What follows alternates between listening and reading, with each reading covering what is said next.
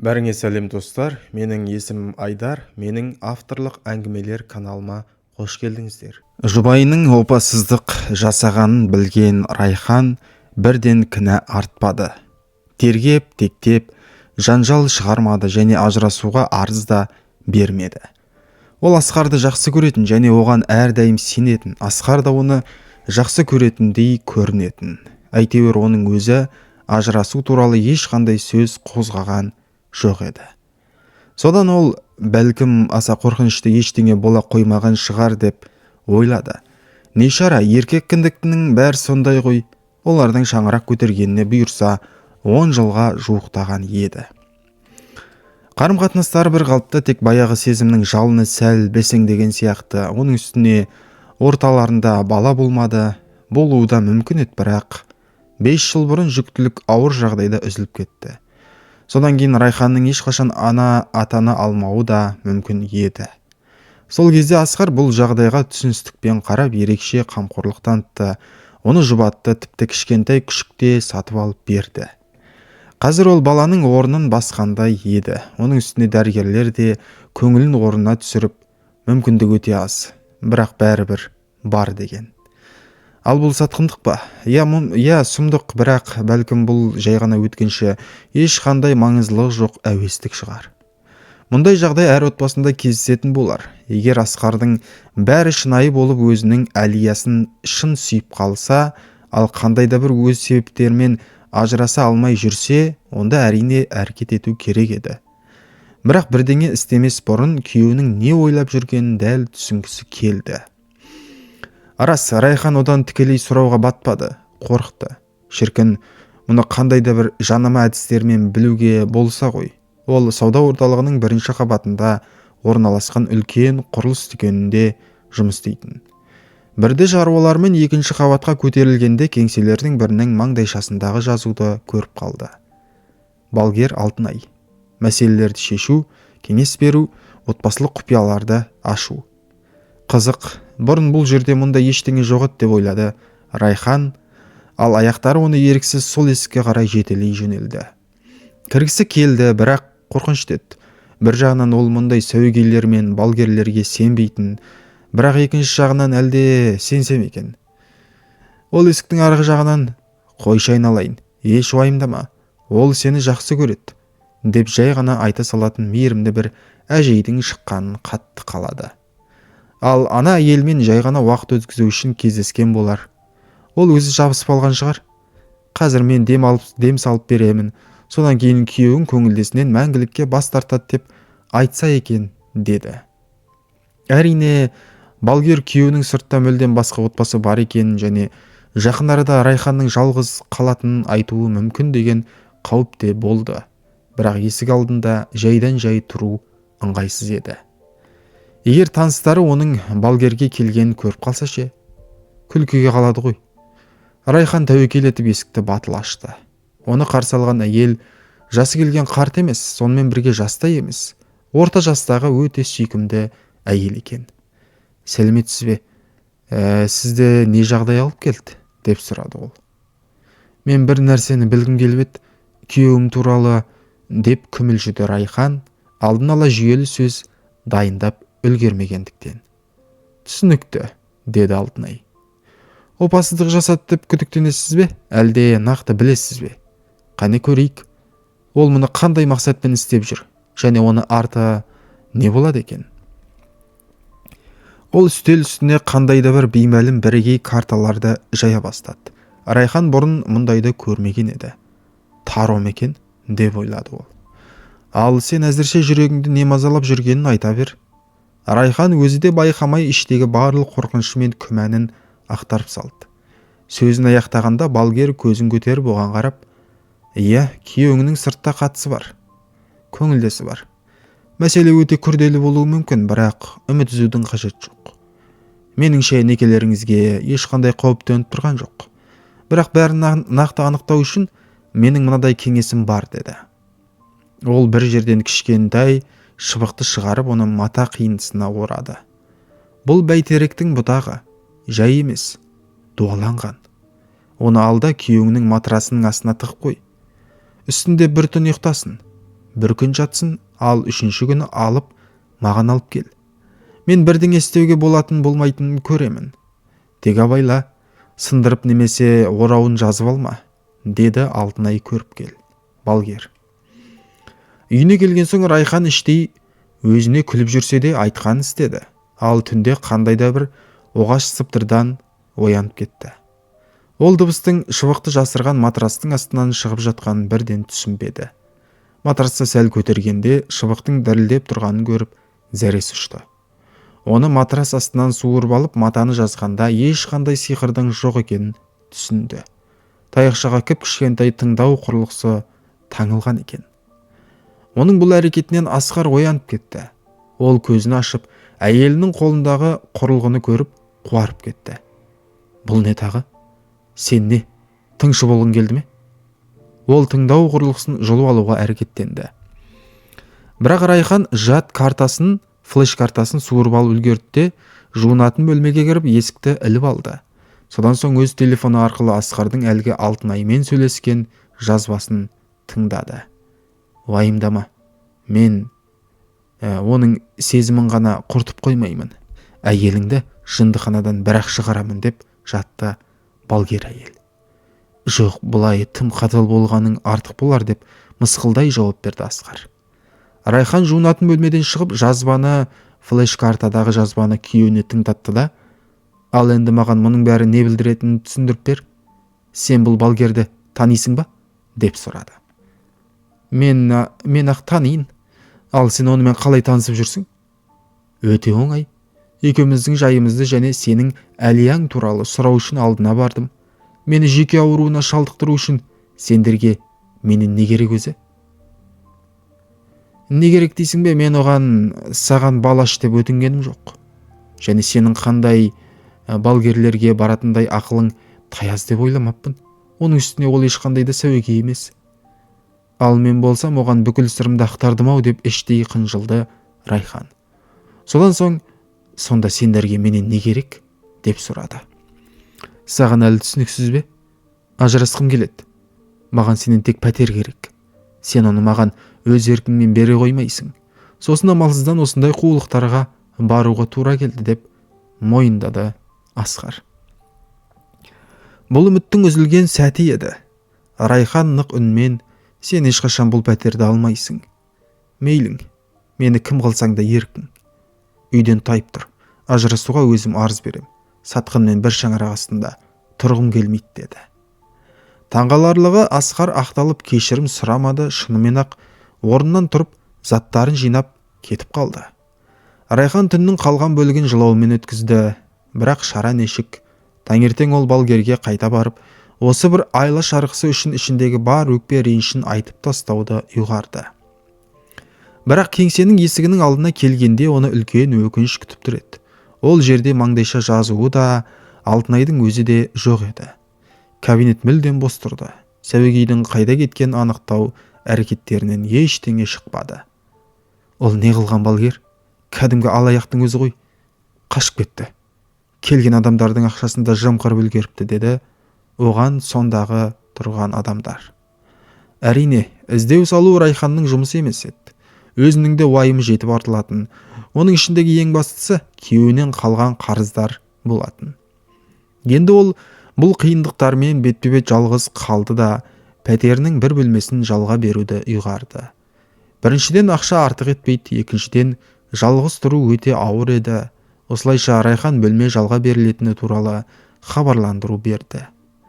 Көп ұзамай оған барлық талаптарға сай келетін бір ер адам хабарласты. Бойдақ, ішімдікпен шылымнан аулақ, мектепте мұғалім болып жұмыс істейді екен. Райхан еш күмәнданбастан бөлмені Ержан есімді азаматқа берді. Ал көңілдесінің үйіне көшіп бармақ болған Асқар онымен бірге тұрудың оңай болмайтынын түсінді. Әлияны тек ақша ғана қызықтыратын, ал көңілдесінің оның үйінде тұруына ол дайын емес еді. Менімен бірге тұруды армандайды деп қайдан шығардың? деп сұрады ол. Маған тек кездесіп тұрғанымыз толықтай тиімді. Сен әйеліңмен ажырасып, оның пәтері мен саяжайын тартып аламын, яғни ауқатты күйеу жігіт боламын деп едің ғой. Ал қазір не болды? Тақыр кедей болғаның бұлай тұрсын. Менің баспанама келіп, менің үйімде тұрмақшысың ба? Осыдан кейін Асқар әйеліне қайта оралуға әрекеттенді. Бірақ оның орны бос емес екенін көрді. Ызаға булыққан ол кек алуды ұйғарды. Ол бір бұзақыларды жалдап, Райханның пәтерінің терезелерін шақтырмақшы болды, сындырмақшы болды. Бірақ жағдайды пәтер алушы құтқарып қалды. Бұзақылар түнде келгенде терезенің астында сыбырласып жатқандарын бірінші болып сол естіп, сыртқа атып шығып, олардың тас талқанын шығарып қуды. Ой, мұны өте тамаша істедіңіз деп шудан оянып кеткен Райхан. Қарапайым ұстаздың мұндай жауынгер болатынын еш күтпеппін. Мен ұстаз емеспін, сәл өтірік айтып едім, деп мойындады Ержан. Мен бұрын күзетші болғанмын, жұмыс бабымен бір мәселе туындады. Енді өз үйімде тұра алмаймын, қылмыс әлемінің беделдісінен жасырынып жүруге мәжбүрмін. Мұндай жаңалық Райханға мүлдем ұнамады, бірақ бәрібір құтқарғаны үшін риза болды. Сондықтан мұндай пәтер алушының еш артықтығы жоқ екенін деп шешті. Бір жағдай болса көмектеседі. Ол мұны келесі күні таңғы ас үстінде оған айтты. Ержан да оған алғысын білдіріп, оны ешкімге ренжітпейтініне сендірді. Ал сіз бұл бөлмені қанша уақытқа жалдамақсыз? Өзіңіздің баспанаңыз бар ғой? Дұрыс айтасыз, кейбір шаруаларды реттеу керек. Бұл көп уақытты алмайды деп үміттенем. Менде мәселелерді шешетін өте қомақты сома жиналған еді. Тек ол ақша бір жасырын жерде тығылып тұр. Оған өзім жалғыз жете алмаймын. Бәлкім менің қандай да бір көмегім тиер, деп сұрады Райхан. Ер адам сәл ойланып басын изеді. Олар бірге қала сыртындағы қараусыз қалған елсіз бір жердегі ескі құдыққа барды. Сол жерден ішінде ақша болу тиіс сөмкені суырып алды. Бірақ оны ашқанда ақшаның орнына ескі лотерея билеттерінің бумасы шықты. Ержан жерге отыра кетіп, басын қолымен қысты. Не болып қалды? Деп оны жұбатуға тырысты Райхан. Сізді біреу алдап кеткен сияқты. Иә, менің серіктестерім. Бірге жұмыс істеп ақшаны бірге алғанбыз. Ол өз үлесін алып тайып тұрды. Ал маған әлгі қылмыс басынан қауіптенбеу үшін өз үлесімді жасыруға тура келді. Мен мұнда нақты ақша бар деп сенімді болып едім. Ол сөмкеге қолын бір сілтеді. Ештеңе етпейді, деді Райхан батыл үнмен. Үйге қайтайық, сосын көре жатармыз. Ақыр соңында сіз деніңіз сау, күш қуатыңыз тасыған ер азаматсыз. Әлі талай ақша табасыз. Асқар да өз жоспарынан бас тартпақ емес еді. Бірақ енді ол айлакерлікпен әрекет етуді ұйғарды. Ол Алтынаймен байланысын үзген жоқ еді. Бұл әйелдің әлде бір нәрсеге қажет болатынын білді және қателеспеді. Ол телефон соғып, оны осы қалаға қайта оралуға көндіре бастады. Алтынай, бұл маған өте қажет. Сенсең болады, деп көндіруге тырысты ол. Сенсіз менің ісім оңбайды. Ал ақша жағынан қам жеме, еңбегіңді толықтай аласың. Менің басыма жаңа жоспар келді. Бұл жолы мүдірмейтін нақты жоспар. Табыс табу мүмкіндігіне елігіп балгер әйел қалаға қайта оралды. Асқар оған өз ойын жеткізді. Ал ол жоспарды іске асыру үшін Алтынай сырт келбетін сәл өзгертуге мәжбүр болды. Ең бастысы Райхан сені танып қоймасын. Дегенмен ол бәрібір танымайды. Ол сені бір-ақ рет көрді ғой. Сендер әйелдер мұндайды тез ұмытасыңдар. Мен саған жасанды шаш сатып алдым, ал қалғанын өзіңде жақсы білесің ғой. Боянып ал, басқа киім ки, қысқасы туған анаң танымайтындай болсын. Алтынай айтқандай істеді. Содан кейін Райхан тұратын үйге келіп, есік бағушы болып жұмысқа орналасты. Алғашында оның атқаратын міндеті аса үлкен емес еді. Асқар оған бұрынғы әйелінің пошта жәшігіне қоқан-лоқы көрсетілген хаттарды тастап отыруды тапсырды.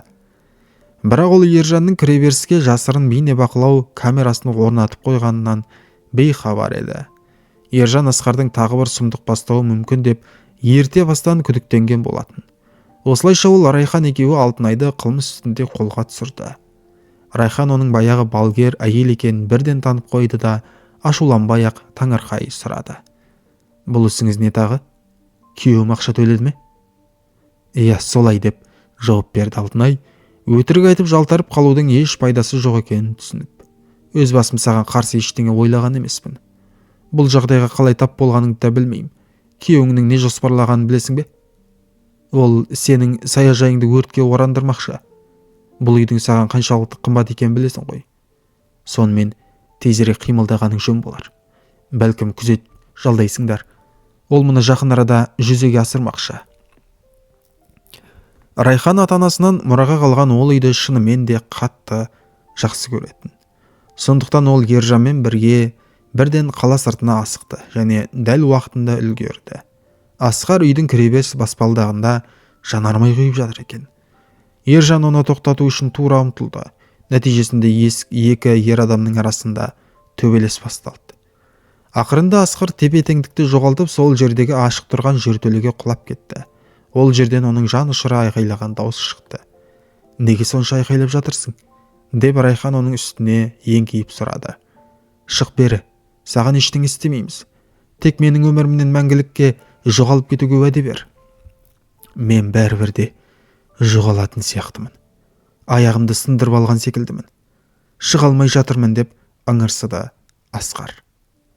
«О, тамаша», деді Ержан.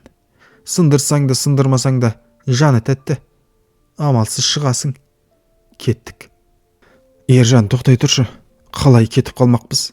Адамды бұлай қалдыруға болмайды ғой», деді Райхан мойнына күнә артқысы келмей. «Қане, оның шығуына көмектесейік». Ақыры Асқарды сыртқа суырып алды. Оның шынымен де аяғы сынғаны белгілі болды. Оған жедел жәрдем шақырып, бұрынғы күйеуін ауруханаға алып кетті. Ол жерде сынықтың өте күрделі екені анықталды. Бірақ дәрігерлер де Асқардың өзі де оның тек аяғы ғана сынбай, сонымен бірге өзіне егілген ауруды басатын дәріге өте ауыр аллергиясы бар екенін білмеді. Нәтижесінде ауыр анафилаксиялық шоктың салдарынан ер адам ес-түссіз күйге комаға түсіп қалды. Бұл туралы естіген Райхан Ержанға: «Тыңдашы, бәлкім оның көңілдесі Әлияға хабарлау керек шығар, ол бейхабар ғой», деді. «Иә, сенің жүрегіңнің кең екенін сезуші едім. Бірақ мұншалықты деп ойламаппын», деп мысқылдады ол. «Осыншама ісінен кейін де сен оған жаның ашып тұрма?» «Солай деші, ол әрине көп қиындық әкелді, бірақ қазір жағдай өте ауыр. Оған күтім керек қой. Ал Әлиядан басқа оған кім қарайды дейсің?» Ақыры ол күйеуінің көңілдесіне телефон соқты. Ал ана әйел мысқылдай сөйледі. «Ойбай-ау, қандай бақыт десеңші. Оған менің атымнан қайғырып жатқанымды жеткізе сал». «Жеткіземін», деді Райхан таңданып. «Бірақ ол ес-түссіз жатыр. Оған күтім керек. Ауруханаға барып бәрін өзіңіз айтыңыз».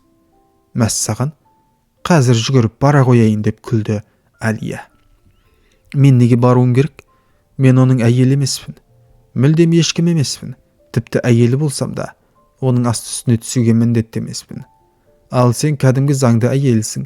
Солай қарай әрекет ет. Және оған айта бар, менің басқа ер адамым бар. Ол өте бай, жомарт әрі денсаулығы да мықты. Сондықтан сенің Асқарың маған керек емес». Солай деді де тұтқаны тастай салды. Райхан өзіне ешкім болмай қалса да, қиындықта қалған адамды жайдан жай тастап кете алмады. Сондықтан бұрынғы күйеуіне өзі барып, оған күтім жасай бастады. Оны жас дәрігер Мақсат мырза емдеп жатты. Райхан онымен сөйлесіп, алдағы үміттің қандай екенін білгісі келді. Ол жақын арада есін жияды деп ойлаймын. Бірақ жадын, есте сақтау қабілетін жоғалтуы мүмкін. Дегенмен одан кейін де тез арада қалпына келеді. Райхан оған алғыс айтты да, кенет дәрігердің жүзіне мұқият қарап, оның Ержанға айнымай ұқсайтынын байқап қалды.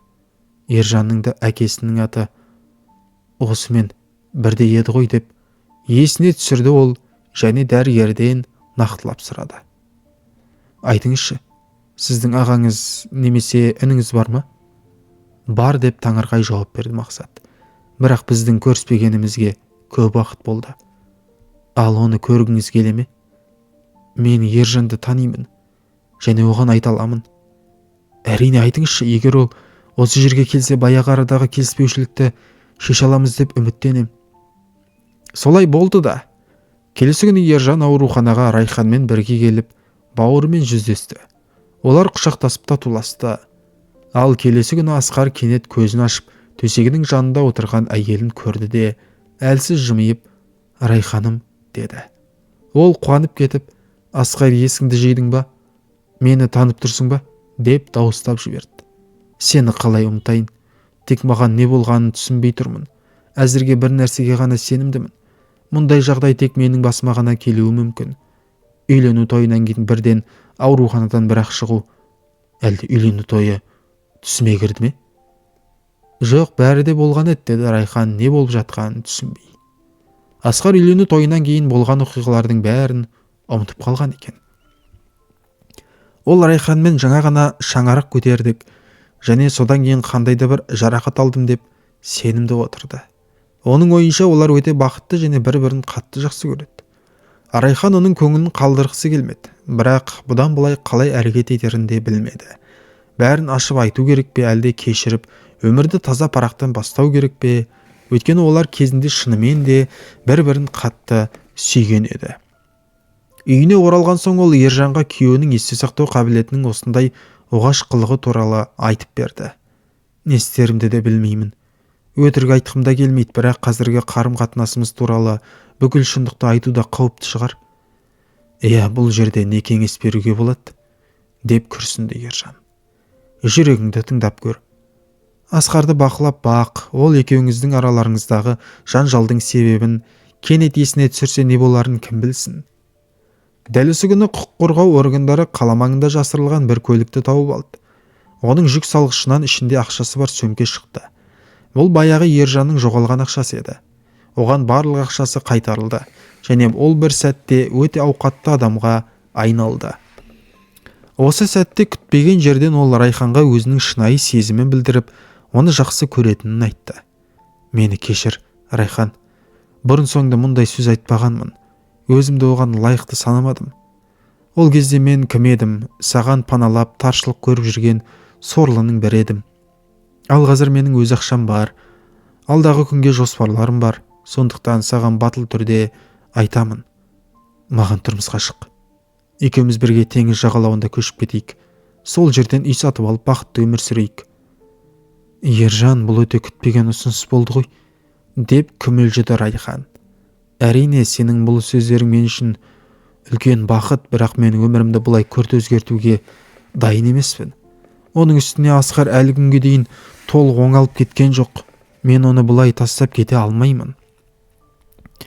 Шынында да оған бәлкім сезімі суып кеткен, бірақ қазір мүлдем өзгеріп өзіне талпынып, үміт артып отырған адамды қалдырып кету өте қиын еді. Қазір оған шындықты айту тым қаталдық болып көрінді. Бірақ бұл қаталдыққа бара алатын басқа бір адам табылды. Ол Алтынай еді. Райхан үйінде болған сәтте әлгі алаяқ әйел аурухана палатасына жасырынып кіріп, Асқарға әйелімен арадағы қарым-қатынасының бүкіл шындығын және алған жарақатының нақты себебін жайып салды. Ал енді сен тағы да онымен, өзіңнің Райханыңмен бірге тұруға дайынсың ба? Ол сені кешіреді деп ойлайсың ба? Ол қазір жай ғана мүсәпір халіңе аяушылық танытып өтірік күліп жүр. Ауруханадан шыққан бойда сені алысқа қуат. Сөйтеді де. Дұрыс істейді, деді ол ызамен. Сондықтан оқиғаның алдын ал. Бірінші болып ажырасуға және мүлікті бөлісуге арыз бер. Сен оның кесірінен зардап шектің ғой. Сосын маған өде берген ақшамды төлеп есептесесің. Тарт бойыңды әрі, мыстан кемпір, деп айқайлап жіберді Асқар. Ол бұл естіген сөздерінен есеңгіреп қалды. Алғашында Алтынайға сенгісі келмеді. Бірақ көп ұзамай оның есте сақтау қабілеті толықтай қалпына келді. Ол бұрынғы әйеліне жасаған барлық қиянаттарын есіне түсірді. Асқар өзін қатты кінәлі сезініп, ұяттан өртене жаздады. Өйткені өзі оған сондай жамандық жасаса да, Райхан ештеңеге қарамастан оған күтім жасауын тоқтатпаған еді. Алтынай ештеңе өндіре алмай құр қол кетті. Райхан күйеуіне кезекті рет келгенде оның бәрін есіне түсіргенін білді. Мені кешірші, деді күйеуі көзіне жас алып. Мен сондай оңбаған болдым. Ал сен соған қарамастан мені тастамадың. Мен ажырасуға келсем. Ешқандай талап қоймаймын. Пәтерде, саяжайда бәрі өзіңде қалады. Райхан оны кешіргенін және ажырасуға келсетінін айтты. Біраз уақыт өткеннен кейін Алтынай тағы да бой көрсетті. Ол Ержан мен Райханның басына қонған бақыт пен байлық туралы естіп, олардың есебінен ол жалануды, яғни ақшаларын ұрлап кетуді көздеді. Бірақ Ержан енді бұрынғыдай аңқау емес еді. Өзін және мүлкін қорғауды алдын ала қамдап қойған болатын. Нәтижесінде Алтынай қылмыс үстінде ұсталып, құқық қорғау органдарына тапсырылды. Оған қатысты бірнеше алаяқтық деректер мен ұрлыққа әрекет жасағаны үшін қылмыстық іс қозғалды. Асқар мен Райхан ақыры заңды түрде ажырасты. Осы кезде ер адамға баяғы көңілдесі қайта оралды. Әлия шынымен де өзі бай, өзін шексіз сүйетін және бәріне дайын деп есептеген басқа бір ер адамды тапқан болатын. Алайда ол ер адам неке алаяғы болып шықты.